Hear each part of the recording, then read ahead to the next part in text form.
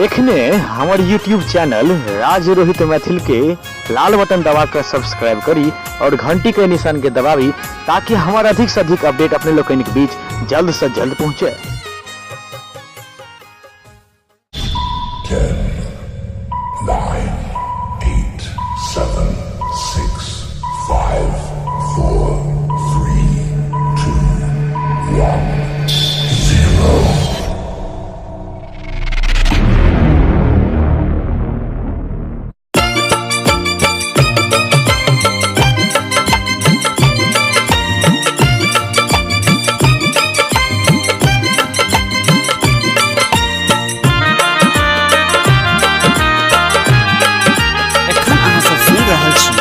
AP production की शानदार प्रस्तुति।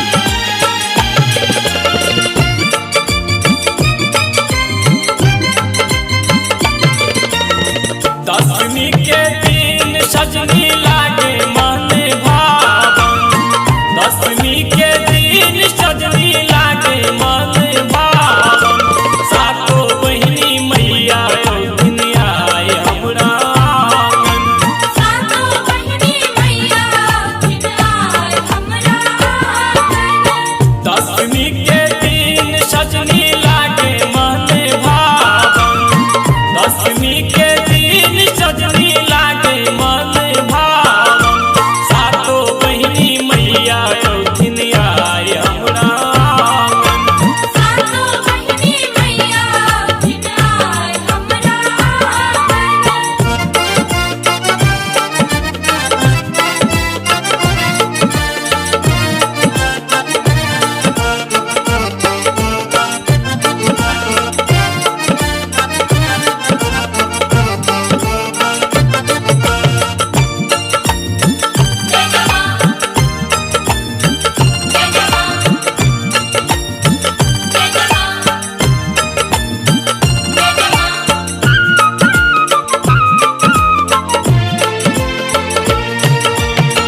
मिया के गछिया माई के झुलुआ लगौला, गैया के गोबर सँ अंगना निपौला।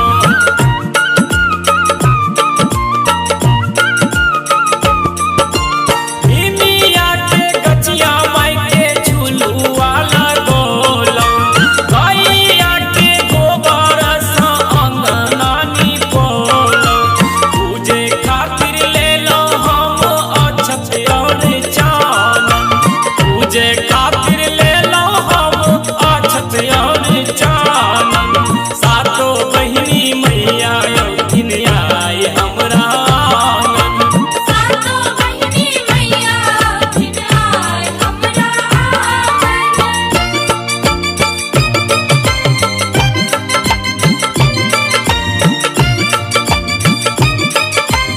एखन अहाँ सब सुन रहल छी एपी प्रोडक्शन के शानदार प्रस्तुति।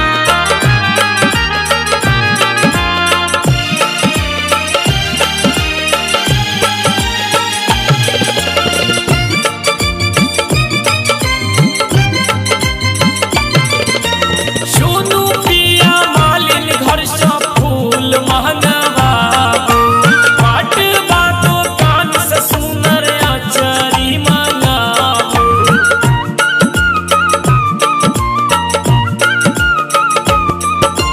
सोनू पिया मालिन घर सँ फूल महंगवाबू, पाट बातो कान से सुनर अचरी मंगाबू। औरो मंगाबू पिया आजन और बाजन, औरो मंगाबू पिया आजन और बाजन। सातों बहिनी मैया दिन आए हमरा आंगन, सातों बहिनी मैया दिन आए हमरा आंगन।